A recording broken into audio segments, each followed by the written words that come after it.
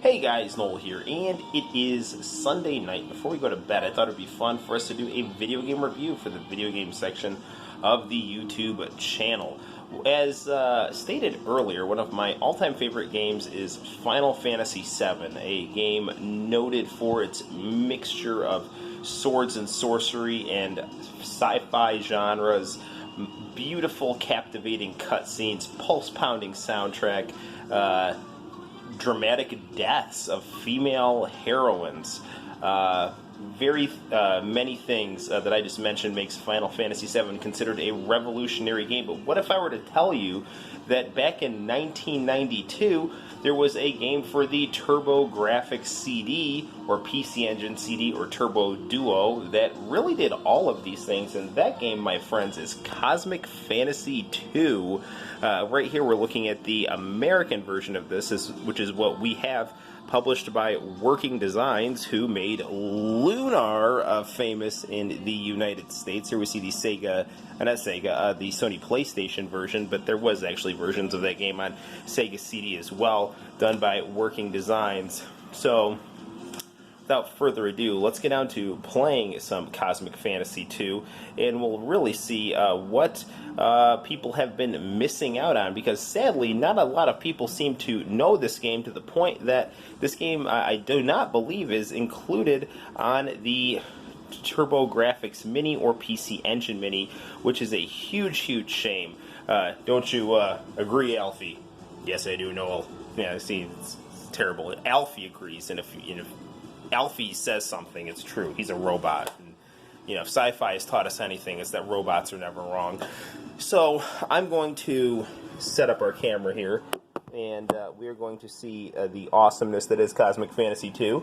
I'm going to hit the lights, and we'll get down to it. The grain won't give us any strength, silly. You know what? I'll go make a good catch with my trusty spear. You can count on me. You silly barbarian.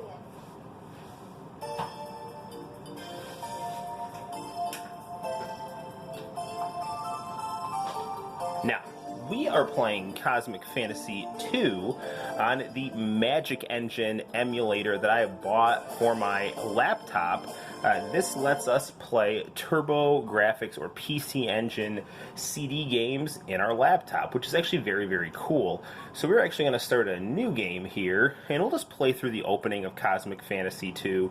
And one of the things that Working Designs was known for was the type of translations that they would do, where they would take the so-called spirit of the Japanese material and try to find a structural similarity with U.S. culture, swap the Japanese content while claiming to maintain its spirit, and then replacing it with American pop culture references. So you're going to see that a lot in the American version of Cosmic Fantasy II. Right here we see Van and Laura. Van is the series Cosmic Fantasy II protagonist, and Laura is his love interest. She's actually quite similar to Eris in Final Fantasy VII, in the sense that, I don't want to do any spoilers, but she may or may not have an unpleasant fate, and she is that kind of pure, kind of ethereal, sweet girl that is romantically involved with the main character, that is ultimately going to be replaced by a more spunky, worldly, rough and tumble girl. In Final Fantasy VII, that character's name is Tifa. In this game, that character's name is Babette. So, now, unfortunately, whenever you start an RPG and you're in an idyllic village, that usually means that some crap is about to go down. We're going to get some fires. We're going to get some gnashing and wailing of teeth. We're going to get some unpleasantness happening here, and Cosmic Fantasy II is going to be no exception here. That's definitely a trope that was used repeatedly in Masato Kato games like Chrono Trigger and not so much Chrono Trigger, but Xenogears for sure, and a little bit in Chrono Trigger.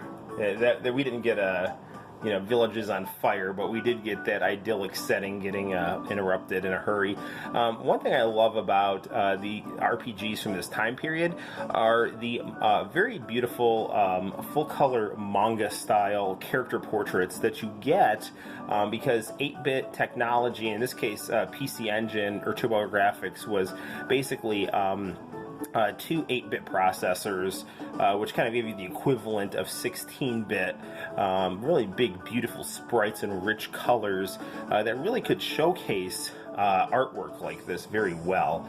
So let's actually see what we have in the store. We'll actually buy some herbs here because that will help us heal in case we get into any fights here. And I'm going to just kind of max out on these things here because you want to be able to heal. So we're actually going to leave now. Nope, that'll do it. Thanks, come again. And, as with any great RPG, again, beautiful chibi graphics, very charming. We can go to the inn right here. Catch some Z's. The cool thing about the inn is that you can save. So let's actually save our game here. And we've done it right there. There we go. Magic Engine is a great alternative to people who cannot find a TurboGrafx CD or Turbo Duo or PC Engine CD. Just download this program. I would pay for it. That's what I did. I didn't get this illegally. I went to the Magic Engine website, paid $30, and you got an awesome emulator that can play my TurboGrafx CD games like Cosmic Fantasy 2 and Street Fighter 1, or Fighting Street as it was known back in the day. Let's actually take a walk out of our idyllic village that everything is absolutely going to stay fine in, and we'll see what's going down over here. Ooh, a tree. Ooh, a cutscene.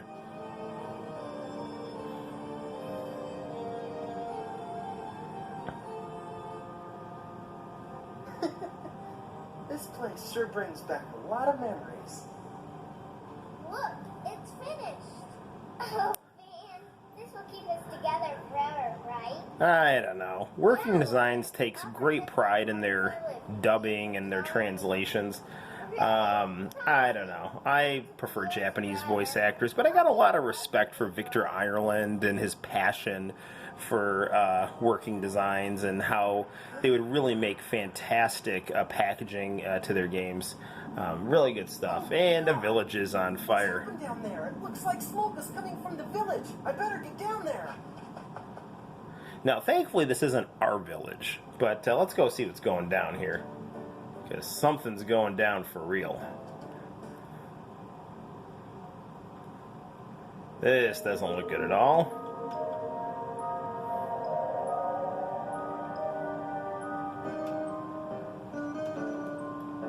His inn has been destroyed, so now he has no way to make a living. Okay, so there is a wizard called Wisda. Let's go in here. Cool old guy. I was hearing things. The soldiers said Laura was the princess of Idea. That's troubling. Laura being my girlfriend here. Gollum's army made a surprise attack on our peaceful village. Let's go in here. Ooh. It's the mayor. Are you hurt? What on Idea happened? Your village is in ruins. Gollum's army made a sneak attack on us. They seem to be after the princess. They said she has been living amongst us all along. However, the criminals Gollum calls soldiers lie all the time. Ooh, it's his daughter. A soldier said the princess wears a royal pendant. Uh-oh. A pendant? Isn't it beautiful, Van? It's my lucky charm. Get that thing away from me. It gives me the creeps.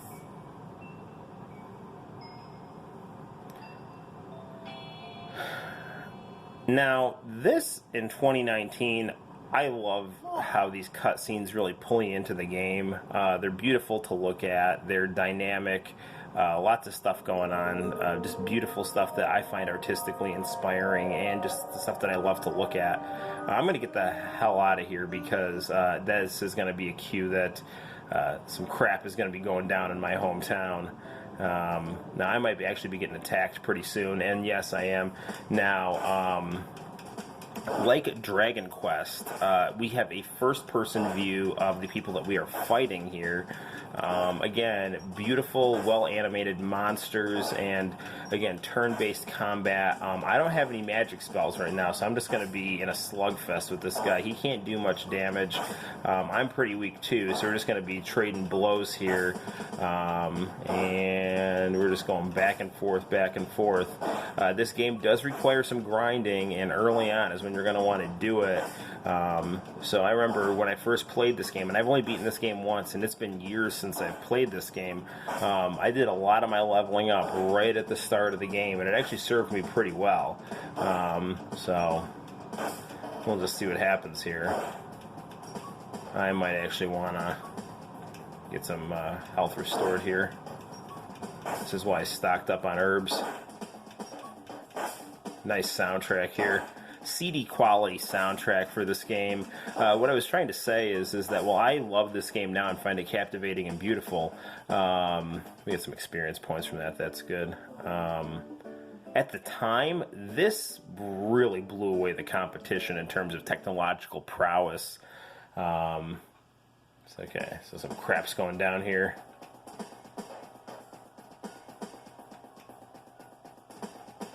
Alright, let's throw down, man.